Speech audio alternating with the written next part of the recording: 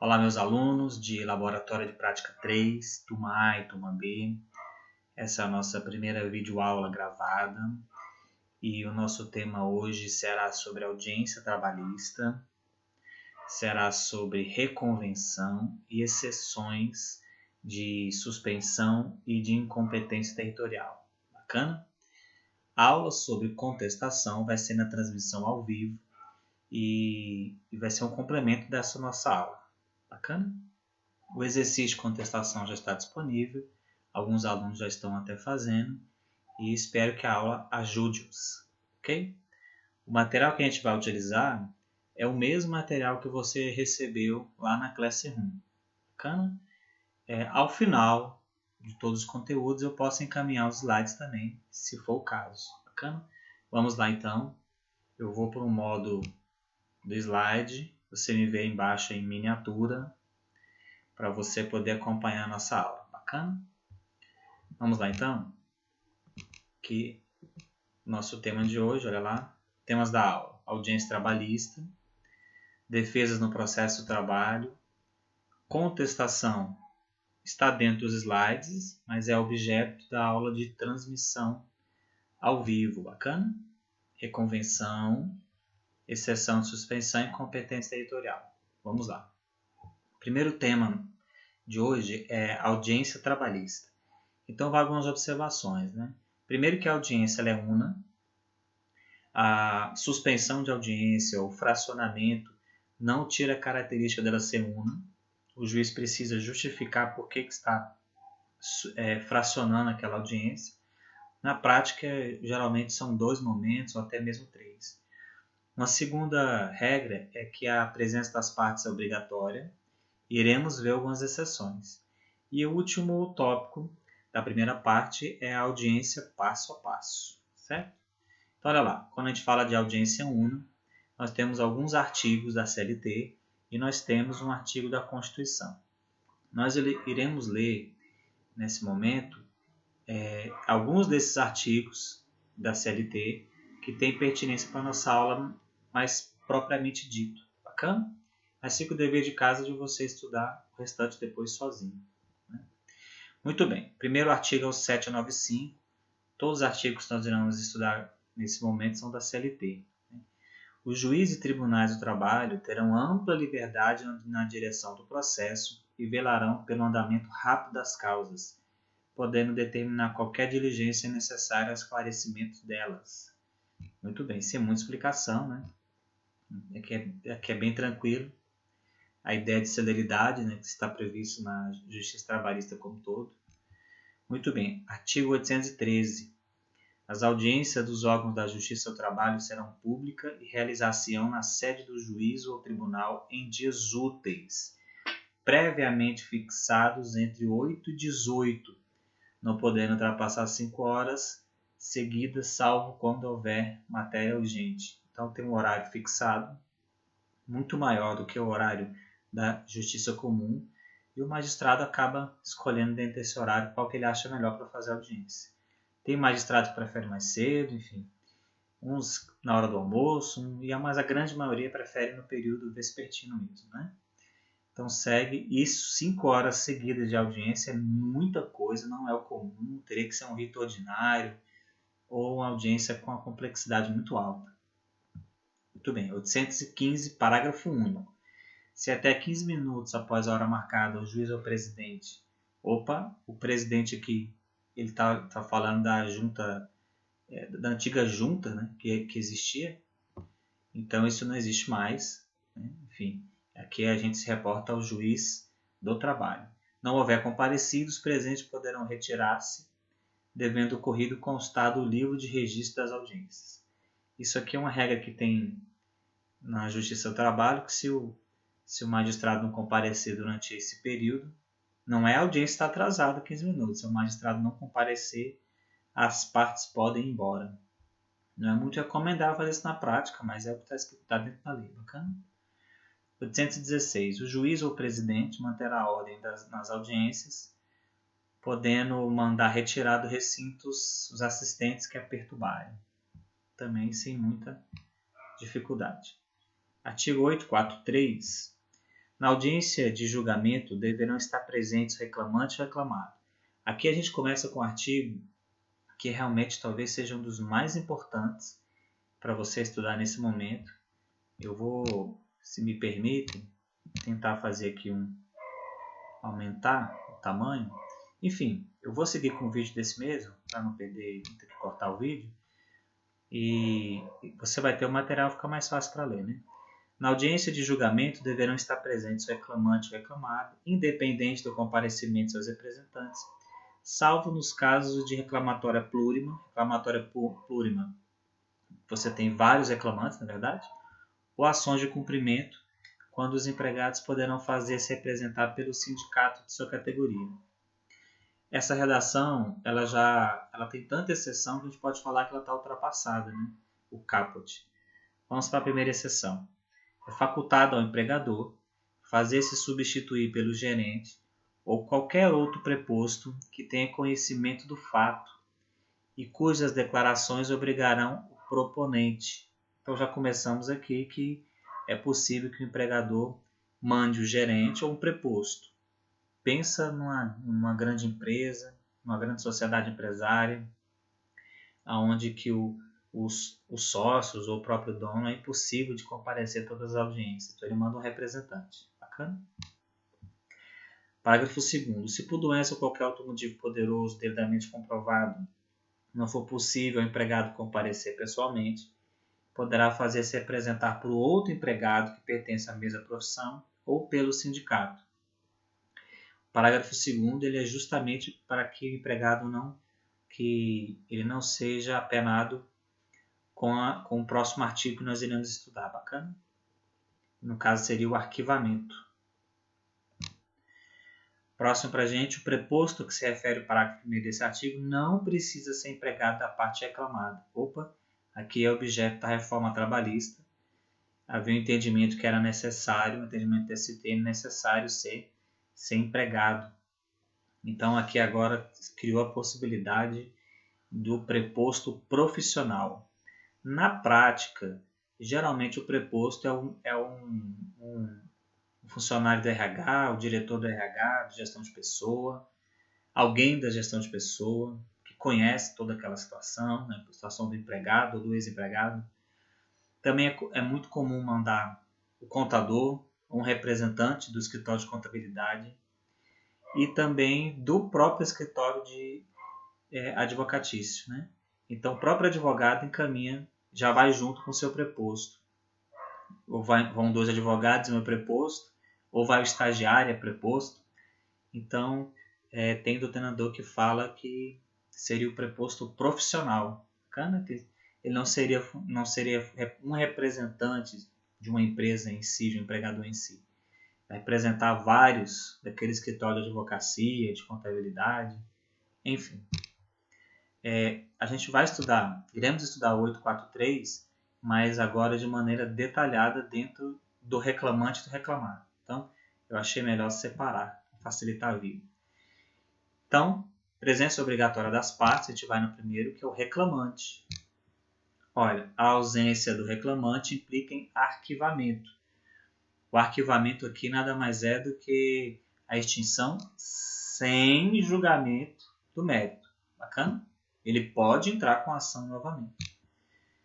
Outra observação, já falamos, né? Poderá ser substituído pelo sindicato ou empregado da mesma profissão para evitar o arquivamento.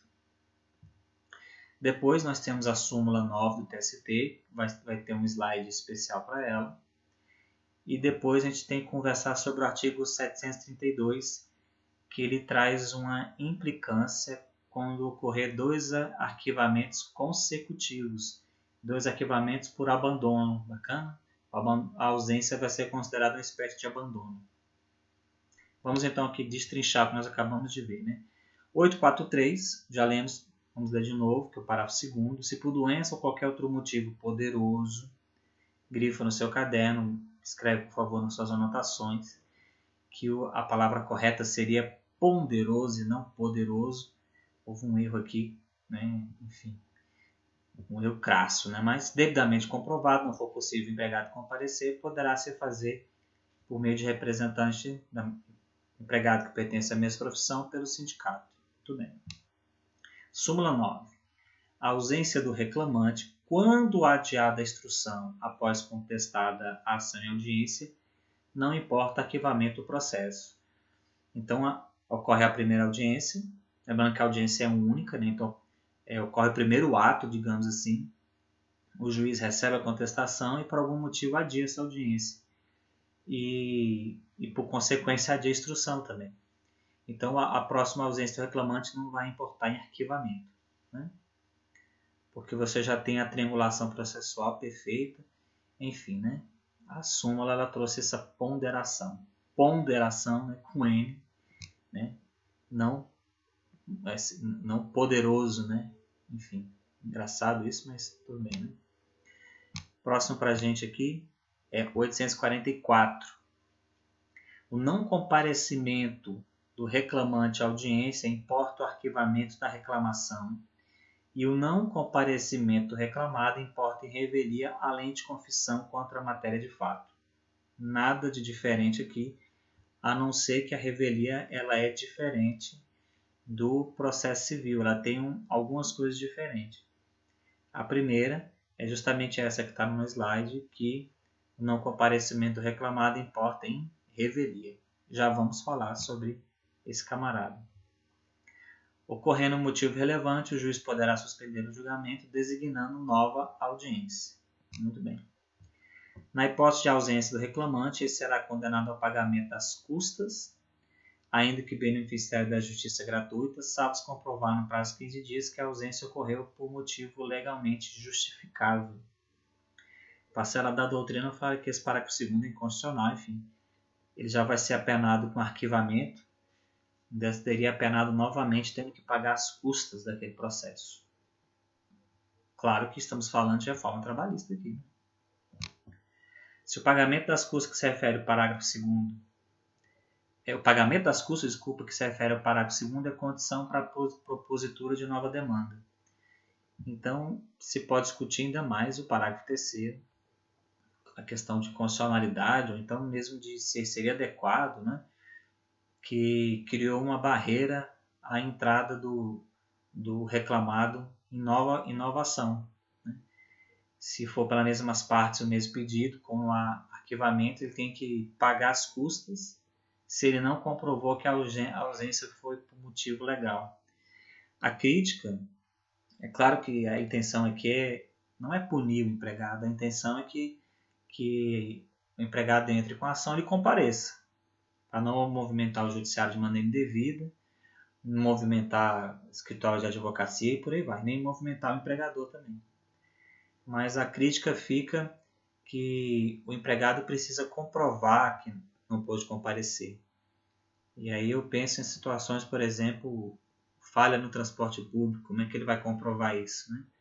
Será que o magistrado vai aceitar o vídeo gravado dentro do ônibus? Então, se ele estiver internado no hospital, talvez seja tranquilo, né? Teve algum problema. Mas há situações que talvez a gente não consiga comprovar. Muito bem, mas é o artigo que nós temos, é o artigo que está em validade. Próximo para a gente, o 731. O que acontece? Eu vou pegar os dois logo slides, que para a gente explicar o 732, a gente tem que ler primeiro o 731 para fechar as duas ideias, né? Primeiro, aquele que, tendo apresentado ao distribuidor reclamação verbal, não se apresentar no prazo estabelecido no parágrafo único do 786, ajunta o juízo para fazê-lo tomar por termo, incorrerá na pena de perda pelo prazo de 6 meses o direito de reclamar perante a Justiça do Trabalho. O que é isso? A pessoa tinha que fazer a termação, que é o nome correto aqui, né? Quando é apresentada a reclamação trabalhista, ele não comparece no prazo especificado, e aí ele fica com uma perda de 6 meses para poder apresentar a nova reclamação, ou apresentar essa reclamação.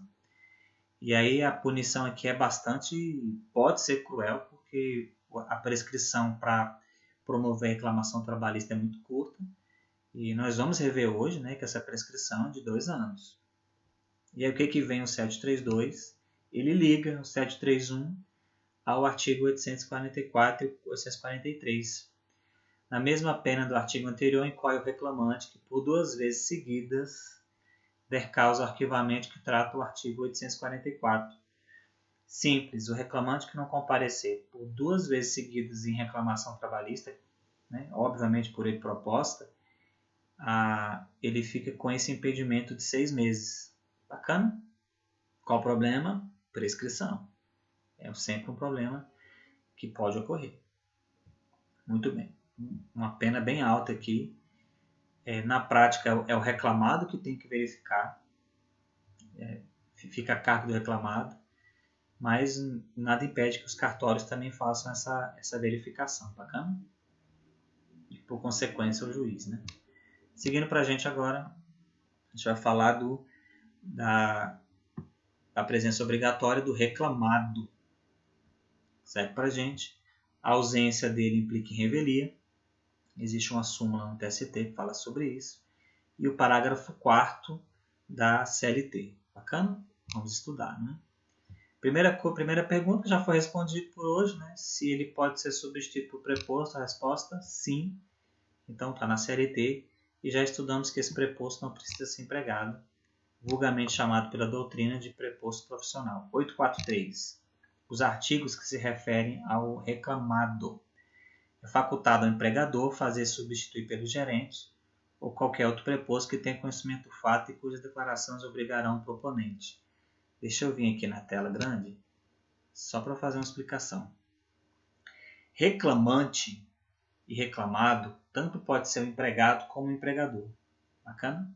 Então, o empregador também pode promover reclamação trabalhista e, por consequência, o empregado pode ser reclamado. O que acontece é que a gente está sintetizando. Não é um erro meu, tá bom? É um resumo para te mostrando o que acontece na grande maioria dos processos. Então, eu vou chutar, sei lá, 99% das reclamações, deixar 1%, é proposta pelo empregado. Mas não há impedimento legal do empregador propor. Bacana? Fica essa dica. E o slide aqui eu estou fazendo considerando a maioria das reclamações e considerando a maioria das contestações também. Vou voltar para a tela menor. Muito bem. Então, o empregador pode substituir por preposto, ou que pode ser um preposto profissional, ou por gerente. Bacana? O preposto não precisa ser empregado, já lemos sobre isso. Olha lá. O preposto que se refere a esse artigo não precisa ser empregado da parte reclamada. É bacana que eu falei para vocês, né, que o empregador pode ser o reclamante e o parágrafo 3º do legislador é um erro, né, porque quando ele fala reclamado, ele também está fazendo a equiparação do reclamado ao empregador. Enfim, tudo certo, acho que todos entendem, é bem normal. E sendo bem sincero, eu nunca vi uma reclamação do empregador. Consignação em pagamento, já vi, já fiz. Busca e apreensão, já vi, já fiz. Agora, reclamação é possível, mas eu nunca vi, tá bom? Se alguém achar, me manda. Essa vai ser bem interessante. Olha lá. 844 nós já lemos também. Só para o parágrafo 4º agora, né? A revelia não produz o efeito mencionado no caput desse artigo se. Vamos lá. Primeiro, havendo pluralidade de reclamados, algum deles contestar a ação. Então, a reclamação trabalhista aproximou as duas revelias, do CPC e da CLT. Bacana? Se tiver uma contestação apresentada, ela já vai excluir a possibilidade de revelia dos outros. O litígio versar sobre direitos indisponíveis, pode ser em algumas situações, né? Enfim. A petição inicial não estiver acompanhada de instrumento que a lei considere indispensável à prova do ato, enfim, se a inicial ela carecer dessa comprovação, não vai induzir revelia. Próximo para a gente. As alegações de fato formuladas pelo reclamante foram inverossímeis ou estiverem em contradição com a prova constante dos autos. Enfim, né? Então o empregado fala que ele trabalhava 20 horas seguidas, aí começa a ficar um pouco inverossímil, né? que trabalhava em 5, 6 empresas ao mesmo tempo. E aí começa a ser impossível uma situação dessa normal, não é verdade? E se as provas dos autos também indicarem outras situações. E aí, nesse caso, não vai se aplicar a revelia. Bacana? Muito bem. Com relação ao número 3 aqui, nós podemos trazer um exemplo. Acho que eu não falei, né? Mas podemos trazer um exemplo. Se algum direito ele tiver previsto em convenção coletiva. E aí essa convenção precisa estar nos autos. Vamos supor que tem uma convenção sobre rodoviário e prevê algum bônus, enfim, alguma gratificação, e não está previsto em lei, só na convenção coletiva. Vamos supor que o juiz sabe, ele conhece disso, ele já ouviu falar, ele já atendeu, mas naquele processo é preciso juntar a convenção coletiva. Então a petição inicial não precisa comprovar a norma como regra, mas a norma coletiva precisa ser comprovada, discutida e apresentada ao juiz. Até porque a modificação dela é extrajudicial, né? Criação de norma coletiva, como regra, é extrajudicial. E aí o juiz não vai ter obrigação de conhecer dessa norma. Bacana? Talvez você fale, mas professor, mas o juiz não deveria. Existem tantas normas coletivas, elas podem ser alteradas tão fáceis em termos jurídicos, né? Eu sei que a alteração política é um pouco mais complicada, enfim, de rediscutir termos, mas pensa na situação que nós vivemos agora, né? Em abril de 2020, que estão discutindo muitos contratos de trabalho, então muitos sindicatos estão reunidos fazendo norma coletiva. E alguém entra com a ação, o juiz não vai nem saber o que está em validade. É o advogado que tem que apresentar. Bacana? Só um exemplo, né? Ainda que ausente o reclamado, presente o advogado na audiência, serão aceitos a contestação e os documentos eventualmente apresentados. O que acontece aqui? Deixa eu ir para a tela maior. O que acontece? A audiência é una, então seria audiência para apresentar defesa, tentar acordo. Na verdade, a ordem seria o contrário, né? Tentar acordo, apresentar defesa, fazer instrução, razões finais, tentar acordo de novo e sentença. Na prática, os juízes tentam deixar isso um pouco mais rápidos, tá bom? Mais sistematizados. Então, geralmente é dividido pelo menos 2 vezes. Tenta o primeiro acordo, não tendo acordo, recebe a contestação e abre prazo, cuidado que eu vou falar, hein? Abre prazo para o reclamante se manifestar dos documentos juntados. Faz uma observação no seu caderno que a CLT não prevê réplica. Bacana? O juiz pode conceder um prazo, ele vai determinar a quantidade de dias para que a outra parte, no caso reclamante, se manifeste sobre os documentos da contestação. Se o juiz fizer audiência única, una, não tem prazo nenhum. O prazo que ele pode dar na hora. Dá 10 minutos, ali, 15, para a outra parte se manifestar. Como que é feito na prática, geralmente? O juiz ele divide a audiência em 2, 3, né? Quem sabe? Pelo menos em 2. Então ele recebe a contestação, abre prazo para a outra parte se manifestar, marca uma audiência só para ouvir testemunha, perito, ouvir as partes, né? E aí ele marca um outro dia para proferir a sentença. Por isso, voltando aqui, por isso que o 843, parágrafo 4º, ele fala para a gente que o advogado pode apresentar audiência, na audiência apresentar a contestação, que não vai implicar em revelia, porque a lei está prevendo aqui que provavelmente a audiência vai ser fracionada. Então, já que seria uma audiência que não vai ouvir testemunha, não vai ouvir ninguém, seria só para tentar acordo e apresentar a contestação, o empresário, né, estaria dispensado, o empregador, ou corretamente, né, o reclamado estaria dispensado. Né? Há um pouco de crítica, mas, enfim, acho que não vai trazer tantos prejuízos. Quem advoga na área trabalhista vai saber que a grande maioria das vezes a primeira audiência ela é 1, 2 minutos só, a não ser que tenha acordo, né? Então não tem tanto prejuízo assim. Terceiro passo, a audiência passo a passo. E eu queria dizer para vocês que quando a gente faz a projeção do slide, eu não imaginei que ia ficar tão pequeno. Então nos próximos a gente tenta deixar um pouco maior. Bacana? Você vai ter o conteúdo, né? Você já tem o conteúdo para o estudo. Eu vou encaminhar o slide também. E aí, você estiver assistindo minha aula, você acompanha. Bacana? Audiência passo a passo. Primeiro, pregão das partes. Agora a gente não vai ler artigo, né? Vamos andar um pouco mais rápido. Pregão é chamar as partes para audiência. Só isso. Tentativa de conciliação. Então, o juiz com os autos fechados, né? ou com um arquivo fechado, ele tenta fazer acordo, né? O juiz pode ter acesso ao processo, é óbvio, né? Ele pode ter lido, mas a grande maioria tenta fazer acordo aqui sem ter se aprofundado, né, na situação.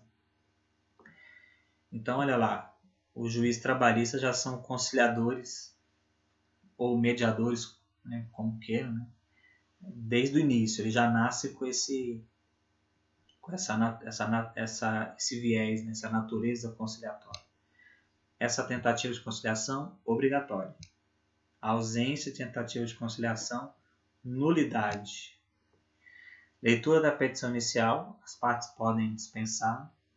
Nas grande maioria da audiência que eu já participei foram dispensadas. Apresentação da defesa, ela pode ser escrita ou pode ser oral, se for oral 20 minutos. Bacana? Eu vou comentar um pouco disso na aula de contestação. Fundamento legal já está aqui, ó, se me permitem, 847 da CLT, que é o fundamento da contestação. Muito bem. Instrução. Qual o passo a passo da instrução? Depoimento reclamante, depoimento reclamado, depois oitiva da testemunha do reclamante, depois testemunha do reclamado, perito, técnico e assistente. Segue a mesma regra do CPC, não tem nada de diferente aqui. Bacana? Eu vou te chamar um detalhe que quando o reclamante vai ser ouvido, o reclamado é o próximo. Então o juiz vai pedir para o reclamado sair. Tem que pedir. Bacana? Porque senão ele vai ouvir o que o reclamante acabou de falar. Ele vai ser injusto. Quando o reclamante é ouvido, chama o reclamado e o reclamante não precisa sair mais, porque ele já foi ouvido. Bacana? Muito bem. Já me perguntaram o seguinte, professor, mas o advogado está na sala. Claro, o advogado tem que ficar, ele tem que fazer pergunta. Ah, entendi. O advogado pode gravar a audiência? Pode. Mas ele pode transmitir para o reclamado que está lá fora? Não, aí ele quebra com a confiança que a justiça está depositando, o magistrado, com a outra parte também.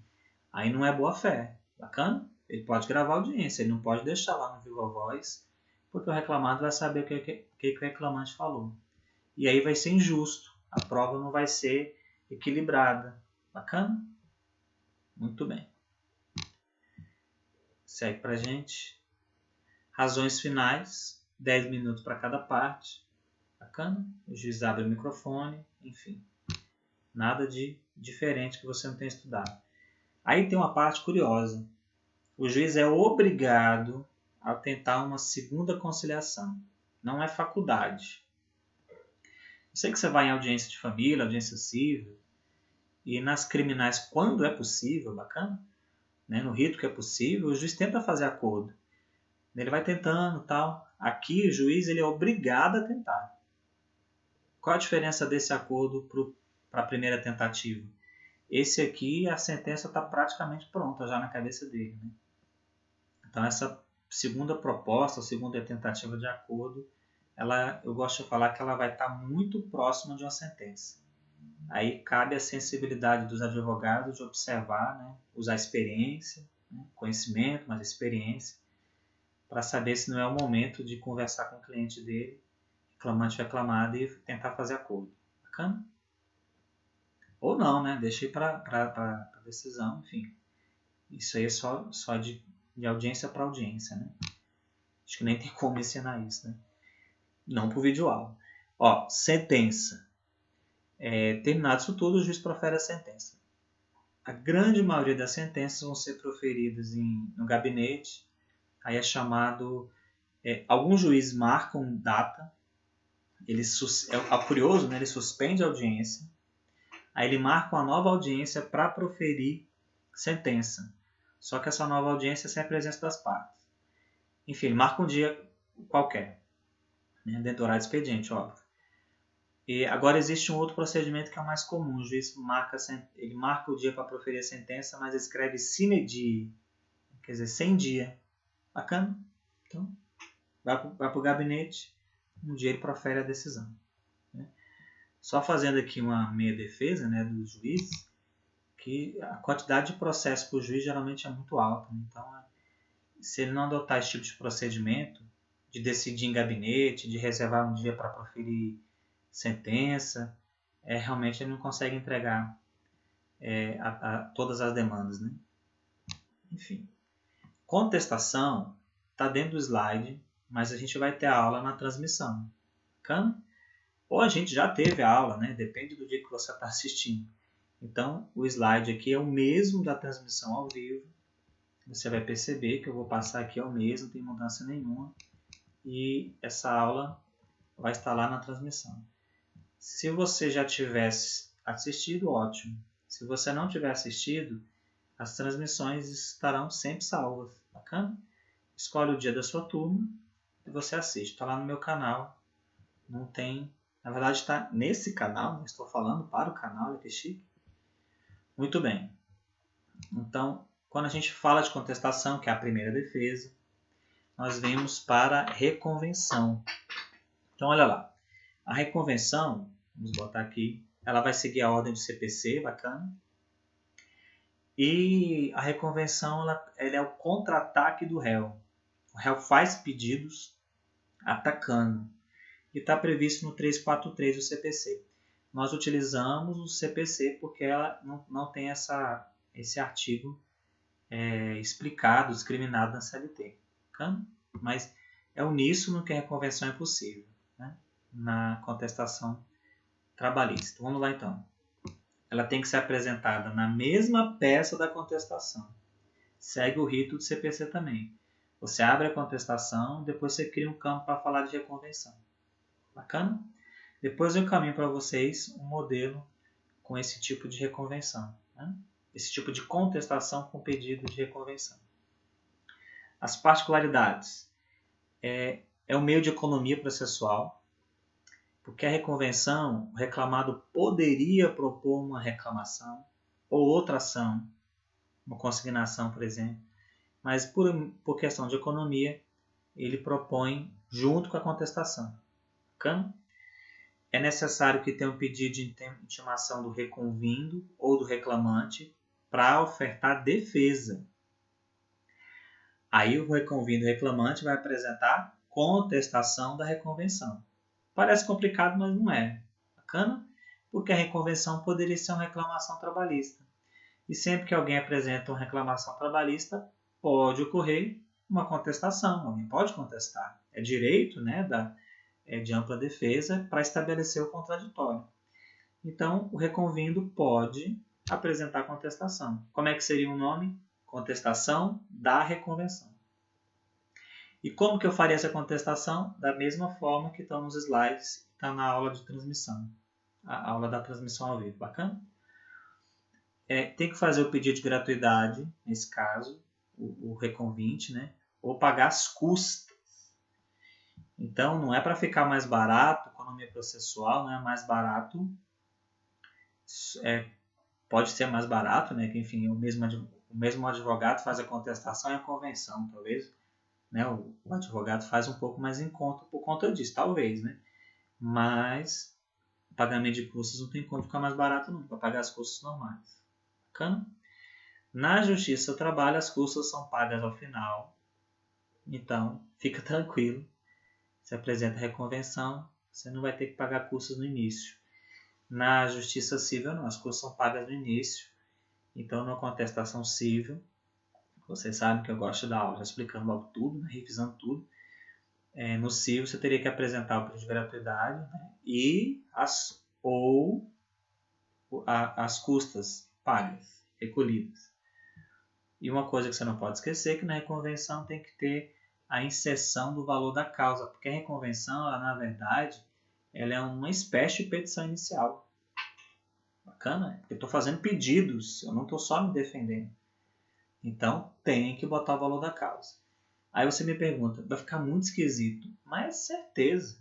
O CPC 2015 criou a reconvenção, era uma peça autônoma, mandou colocar dentro da contestação para ficar mais simples, mas ficou uma contestação esquisita.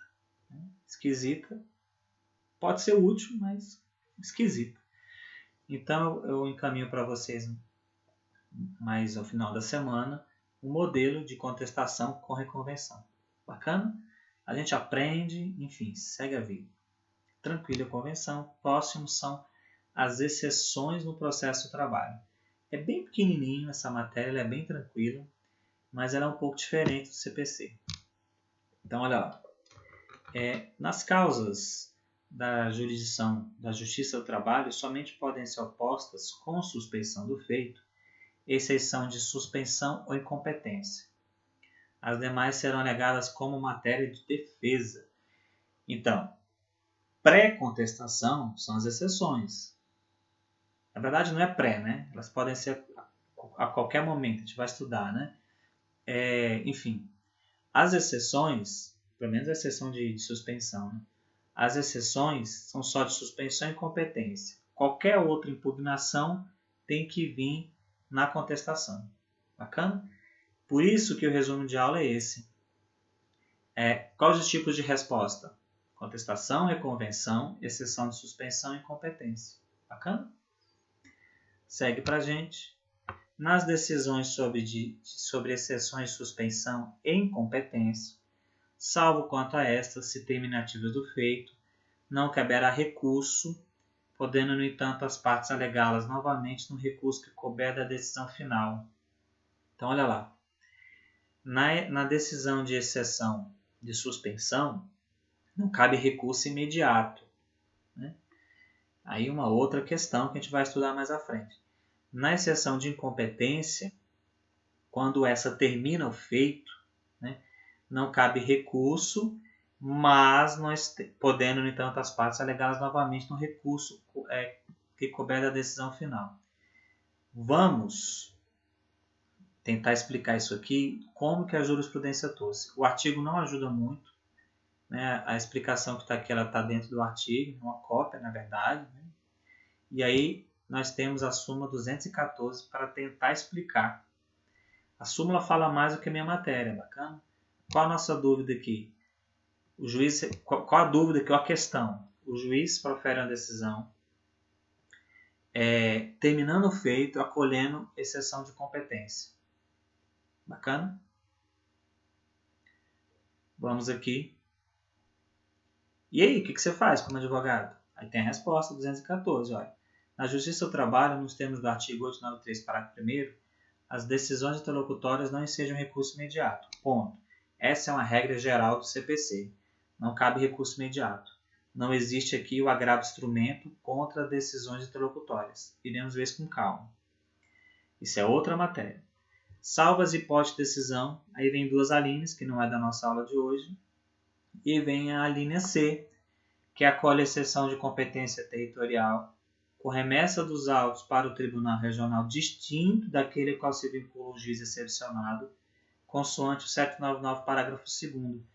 Nessa situação, cabe recurso imediato. Mas olha, quanto que cabe recurso imediato? A decisão que acolhe a exceção de competência territorial. Então, ó, estamos falando, né, exceção de incompetência, só que nesse caso territorial, que na verdade vai ser, a grande discussão é essa, né? Com remessa dos autos para o Tribunal Regional, distinto, então outro TRT, que vincula o juiz excepcionado. Bacana? Uma das grandes pegadinhas de prova, né? Prova escrita, primeira fase da OAB, talvez até segunda. Fica a dica aí, né? Súmula 214, essencial.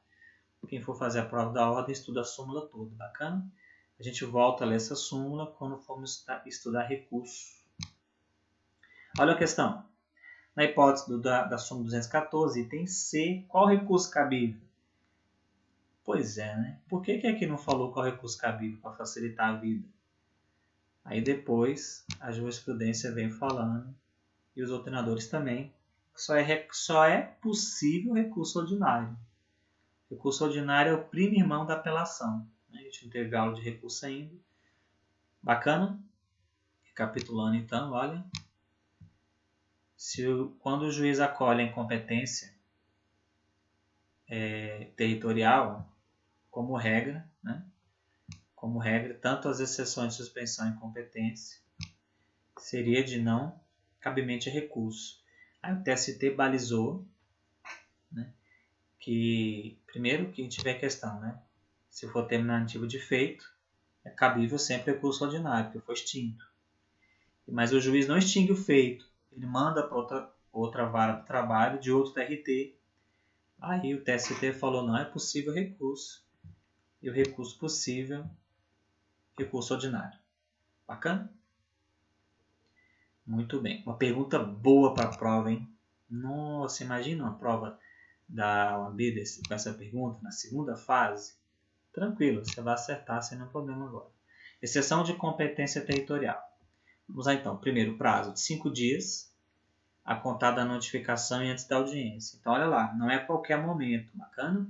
Você tem 5 dias, mas é 5 dias que você vai contar antes da audiência. Então, é um prazo de contagem um pouco mais complicado. Não difícil, mas não é comum nós fazermos. Geralmente, a notificação ocorre bem antes, né? Pelo menos o TRT 10 e o TRT 18, as notificações são bem antes. Enfim, não vai ter tanto prejuízo. Nesse prazo aqui seria bem suficiente, né? Muito bem. Claro, a gente tem que imaginar aqui que a citação tem que ser antes dos 5 dias. Então você tem que pedir restrição do prazo, enfim. Ou talvez remarcar a audiência, for o caso, né? Muito bem. É muito tranquila essa peça. Olha, protocolada a petição, será suspenso o processo e não se realizará a audiência que se refere no 843, até que se decida a exceção. Bacana? Você fala, juiz, olha, tem uma reclamação. Antes de apresentar a contestação, eu vou apresentar a exceção. A exceção é uma pecinha com 2 páginas, bem tranquila. Posso mandar modelo também. Existem alguns casos no NPJ, que alguns alunos fizeram, bem tranquilo, não tem dificuldade. Né? E a audiência fica suspensa até que o juiz decida. Bacana? Os autos serão imediatamente conclusos. O juiz intimará o reclamante, se existente, de litisconsorte, para manifestação no prazo comum de 5 dias. Se entender necessária a produção de prova oral, o juiz designará a audiência para decidir sobre a incompetência, né? Garantindo o direito do recipiente e suas testemunhas serem ouvidas por carta precatória no juiz que este houver iniciado como competente. Bacana?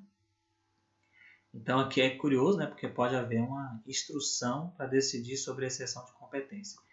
E já estudamos que a regra geral, que o juízo competente, o juízo territorial, né, competente, onde foi prestado o serviço. Mas a gente pode ter algumas dúvidas, né? Enfim, a pessoa prestava serviço numa zona limítrofe, digamos assim, ou intermitente, né? Um dia ele estava no município, outro dia em outro, e aí ele pode ter uma dúvida de qual seria o juízo competente e essa dúvida poderia ser resolvida em instrução. Não é comum isso acontecer, bacana? De ter instrução, mas está previsto em lei. Instrução para decidir incompetência, para decidir a questão territorial. Muito bem. Só um detalhe, antes que eu encerre aqui. Um juiz decide e fala, não sou competente não. Manda para o juiz competente. O outro juiz que recebe, ele fala, não, também não sou competente não. Não acho que eu não. E aí ele vai ter que suscitar um conflito de competência, a matéria que acho que nós já estudamos, né? E aí ele vai encaminhar para o tribunal, né, superior, hierarquicamente superior daqueles 2 juízos. Então, de maneira inacreditável, é possível chegar nos tribunais superiores, se forem TRTs diferentes. Né? Vai para o TST para ele decidir sobre competência territorial. Aí volta depois para quem o TST falar que é competente. Essa brincadeira, imagine juízes de vara do trabalho, de cidade próxima, né? Esse conflito negativo de competência pode durar uns 3, 4 anos tranquilo. Se for para o TST, enfim, se for nesse caso que eu estou falando, né? Então pode atrasar bastante. Muito bem. exceção de suspeição. É muito parecido com o que você já estudou no CPC, mas tem algumas diferenças. Vamos lá. Primeiro, motivos para o pedido de suspensão do juiz. Antes disso, eu queria dizer o seguinte, que aqui na CLT, nós não temos uma divisão da suspensão, ela na verdade fala de suspensão e impedimento ao mesmo tempo. Então a suspensão não seria só por questões subjetivas, seria objetivas também. Bacana? Relembrando que o CPC tem exceção de suspensão e de impedimento. Aqui é chamado só de suspeição. Bacana? Note que é suspeição. Então não é suspensão. Você sabe que uma palavrinha, né, uma letrinha muda tudo. Né? Muito bem. Primeiro, quais os motivos de pedido de suspensão do juízo? Note outra coisa, que não é do juiz, é do juízo. Ótimo, está atrelado ao CPC, atrelado à doutrina moderna. Bacana, né? Então eu posso pedir a suspensão de várias outras pessoas que compõem o juízo. Muito bem. E que ideia é essa suspensão? Impedimento? Que os julgamentos sejam imparciais. Bacana? A ideia é essa. Muito bem. Quando há inimizade pessoal, letra B, amizade íntima. E aqui seriam casos subjetivos, difícil, né, de ser provado. Enfim, então teria que provar que o juiz é amigo e inimigo. Tem doutrina que fala que, tem jurisprudência, né, que fala que o fato de ser amigo em rede social não significa motivo para pedir suspensão. Enfim, teve uma bem polêmica do STF, né, que falou que ser padrinho de casamento também não seria motivo de suspensão. Tem uns negócios meio esquisitos, mas, enfim, né, é possível desde que o advogado consiga provar que há inimizade ou amizade íntima. Letra C, parentesco por consanguinidade ou afinidade até o 3º grau. Isso aqui é caso de impedimento, né? Esse não é difícil de provar. Você fala, eu acho que o juiz é parente, né? Ele tem um parentesco com uma das partes. E aí as certidões de nascimento são públicas, as de casamento também. Então não seria difícil comprovar isso aqui. A prova não é impossível, né? Na verdade, a prova é muito fácil. Próximo para a gente, interesse particular na causa. De alguma forma, o juiz teria interesse. O juízo, né? Podem ser outras pessoas. Pode estar falando do Ministério Público, de um servente. Eu já peguei um caso na vara de famílias planaltina, que era um processo de família, claro, né? Não me lembro também qual que era o processo, mas me lembro do caso que a serventuária era parente de uma das partes. E aí o advogado pediu, e aí aquele processo ele tramitava do gabinete do juiz para outra vara de família aqui de Planaltina. Então os servidores eram de uma vara e o juiz era da vara original. Então aquela servidora não tinha nenhum tipo de contato com o processo, saía direto do gabinete para ir para os outros. Um exemplo, né, para mostrar para vocês que o juízo é muito mais do que o juiz. Aí você pode pedir suspensão de serventuário. Aí na cidade de Formosa, a cidade é menor, então talvez seja até mais comum isso acontecer. Bacana? Próximo para a gente aqui. Antes disso, aliás, bom na exceção que eu já falei, né? A exceção de suspensão também engloba as causas de impedimento. Bacana? Eu queria chamar a atenção para vocês que o juiz, magistrado, serventuário, enfim, oficial de justiça, o Ministério Público, quando ele se depara com uma situação dessa, que ele pode ser suspeito ou impedido, né, ele tem que se autodeclarar, bacana. Falar, olha, não, eu sou suspeito, eu não posso julgar essa causa, eu não posso participar, porque eu tenho um impedimento, né, porque é parente. Isso aqui é impessoalidade do direito, né? Enfim, não faz sentido. Quando você quer um julgamento, para o julgamento ser justo, ele tem que ser imparcial. E não tem como um amigo, ou então um parente falar que vai ser imparcial. Né? O parente a gente nem sabe, né, se é por conta da amizade ou da inimizade, né? Enfim, mas ele não pode, tem que se declarar. Se o juiz não se declarar, aí sim você apresenta a exceção de suspensão. Bacana?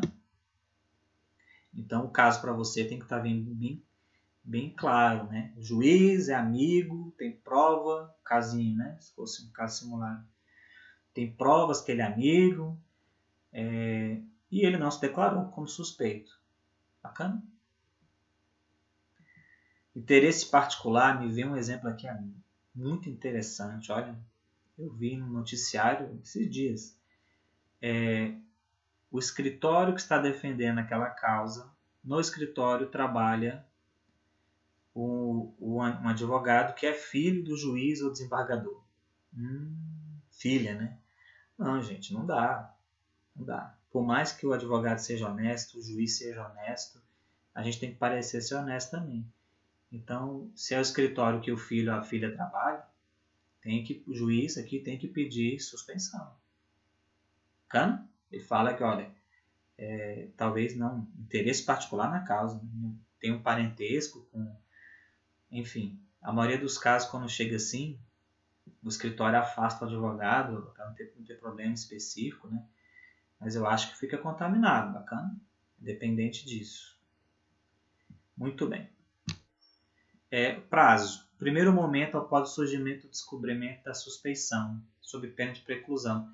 Aqui não tem um prazo especificado, porque não é todo dia que você vai descobrir que tem isso aqui, né? Não é toda hora também. Então, na audiência, você está lá participando da audiência e fala que esquisito, né? O juiz tem uma amizade tão grande assim, né? Eles estão com um papo tão íntimo, né? Que esquisito isso. Aí você vai investigar, você fala, eles são amigos.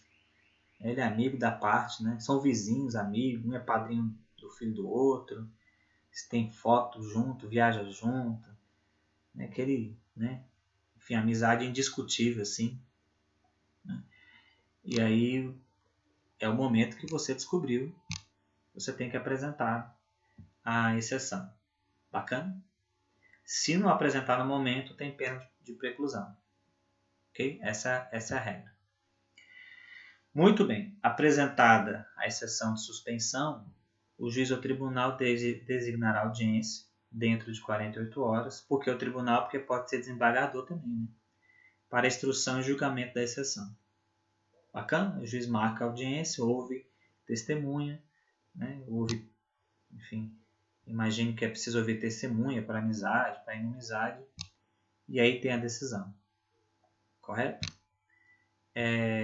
Então, muito bem, nós estudamos aqui a questão da exceção de suspeição, a exceção de impedimento. As duas é uma peça relativamente fácil, é uma página ou duas, não tem muito o que fazer, né? É uma pecinha bem simples, eu posso mandar modelo para vocês, mas eu acho que o nosso foco maior precisa ser mesmo na contestação. Então, vale aqui para encerrar a nossa aula, né? O que você está apto, depois dessa nossa breve aula? Compreender os ritos da audiência trabalhista, o ritual, como ela funciona. Eu sugiro que você assista a alguma audiência. Estamos na época de quarentena, então você não vai achar audiência presencial, mas você consegue achar na internet alguma audiência remota, né, que esteja transmitindo. Se você conseguir achar alguma, né, então você aguarda o retorno.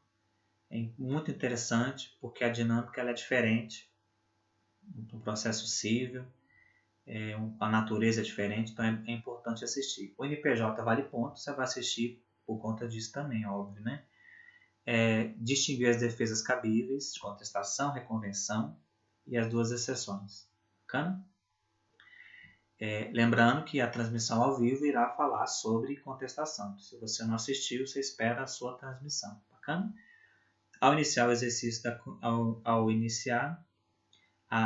você está apto a iniciar o exercício de contestação disponível na Classroom. Bacana? Então, obrigado para todos, obrigado pela paciência. E eu peço o seguinte, né? Deixa eu vir para a tela maior. Ao final de cada vídeo, eu agradeço a presença de todos. Eu fiz aqui a projeção dos vídeos terem no máximo 60 minutos. Nosso está quase chegando a 60 minutos. Para não ficar pesado para mim, nem para você. Bacana? Você pode pausar o vídeo, pode voltar. E as dúvidas a gente tira, você me manda por e-mail, me manda no WhatsApp, ou espera a transmissão. Talvez a transmissão seja melhor para tirar dúvida, caso você não tenha tido ela ainda. Bacana? Aí me manda as dúvidas, a gente vai tirando, vai polindo conhecimento. Conhecimento é assim, ele vem bruto, vocês vão polindo, eu também, e a gente vai aprendendo, né? E me mandem um feedback do vídeo, bacana? Pode ser no YouTube, pode ser no e-mail, no Instagram, onde você achar melhor, né? No WhatsApp também, né? Me manda um feedback, como é que está o áudio, como é que foi a iluminação, a dicção, se a questão dos slides deu certo, né? Eu já posso fazer uma crítica, alguns slides ficaram pequenos, eu vou melhorar, mas você me manda esse feedback, bacana? Educação não pode parar, né? E vocês também não. Bom estudo para todos, até a próxima.